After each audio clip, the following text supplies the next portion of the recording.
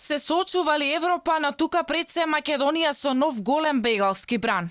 Дали приказните за подготовките во Македонија за градење кампови и слично ќе се покажат за вистините? Повлошување на ситуацијата во Сирија со офанзивата на Турција врз курдите. Турскиот председател Реджеп Тајп Ердоган, соочен со страшен меѓународен притисок, се закани дека ќе ги отвори портите кон Европа за бегалците. Вие не можете да ја оквалификувате нашата операција како инвазија. Тогаш ќе ги отвориме портите и ќе испратиме 3,6 милиони бегалци. Турската воена операција е насочена само кон елиминирање на теророт. Како што е познато, Македонија се наоѓа на централното место во така наречената Балканска рута, која за сега останува затворена.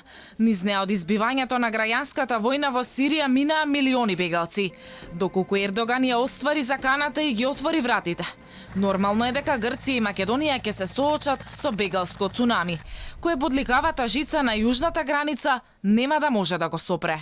Ситуацијата во Сирија со навлегувањето на турците станува се покомплицирана. Европската унија стравува од нов терор, но нема единствен став и има само ограничено влијание. Заканата на Ердоган доаѓа по критиките од одделни европски земји за тековната воена офанзива. Американскиот државен секретар Мајк Помпео негираше дека Соединетите американски држави дале на Турција зелено светло за воената офанзива во Сирија. Претходно Трамп му се закани на Ердоган да биде внимателен во Сирија. Ќе уништам неговата економија доколку тоа се случи. Се надевам дека тој ќе постапи рационално, но мора да разберете дека тие се борат многу децении, поточно со векови. Тие постојано војуваат едни со други.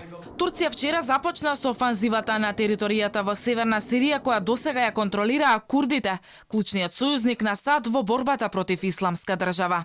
Неколку градови и села досега беа погодени со воздушни напади и артилериски оган, присилувајќи илјадници цивили да ги напуштат своите домови. Курдската црвена полумесечина соопшти дека 15 цивили биле убиени во нападите, меѓу нив и 2 деца, а повеќе од 20 се во критична состојба, од кои 4 се деца.